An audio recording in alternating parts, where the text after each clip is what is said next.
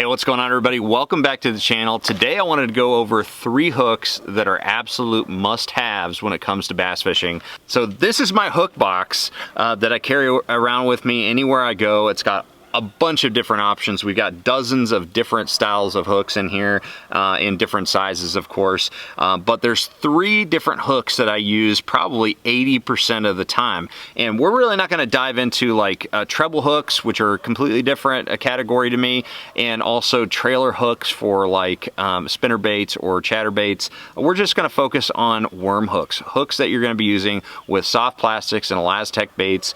And so we're going to put this box down. We're going to simplify everything. We're going to really narrow it down to 3 different hooks that I use for a lot of different situations. So really there's 2 different categories of hooks that I'm going to be talking about.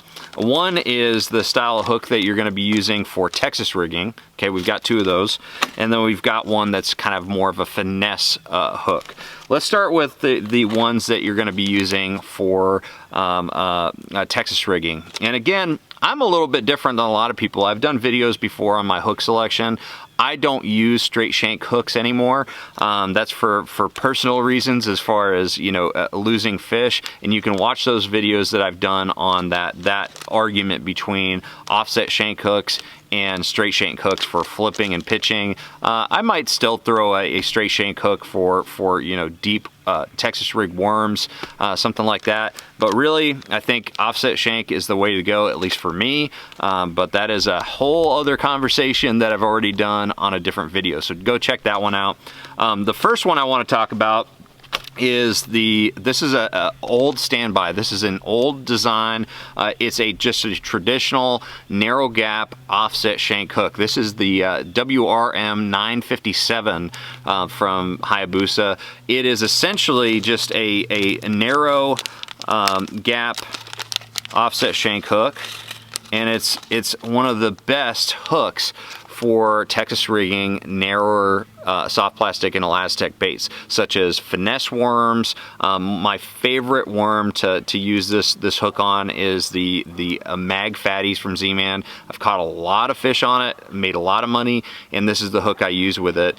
And it's, you know, if you're getting into the thicker style baits, this isn't the best hook to use, but for those narrower style, just traditional worms, this is a really good one. Whether you're using ribbon tail, straight tail worms, or you know, some other finesse style worm, this is a really good one. The traditional rule of thumb when it comes to soft plastics is to use a hook that has twice the gap as the bait is wide. So that's why I'm going to be using those narrower style baits. Now with ElaZtech, it compresses a whole lot better, and so you can kind of fudge that rule a little bit and still have a great hookup percentage. But that's the first one that I use. That's the one I reach for those narrower baits that I'm going to be Texas rigging. And the next one that is also an offset shank style hook, but is a much wider design, is the wide gap heavy duty WRM 959. This is the one that I'm going to be using for those wider baits. Generally I'm fishing, you know, heavier tackle with this. This is a heavier gauge hook. But again, I'm just going to be using this with flipping and pitching, you know, things like the palmetto bugs from Z-Man, the goat, throwing the new turbo fatties that I helped design.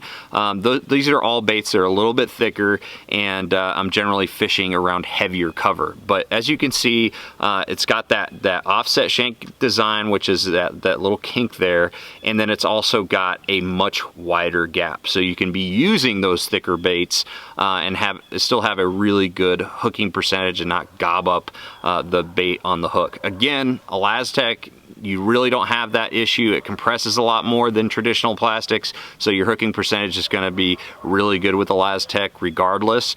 But it just gives you that much more insurance having that wider gap. So they do make this EWG style in a lot of different gauge wires, you know, lighter wire versions, but this one right here, the 959, that's the one I use the majority of the time, and just covers my bases for all those thicker style baits.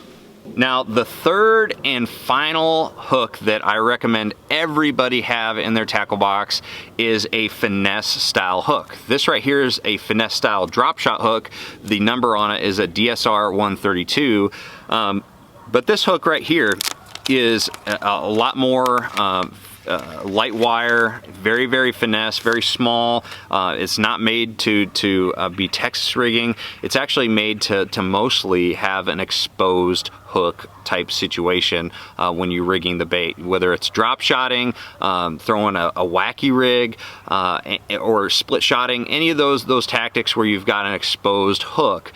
This right here is the perfect hook. If I was to really get, you know, intricate, I would go with a wider gap one for like the Nico rig and a wacky rig.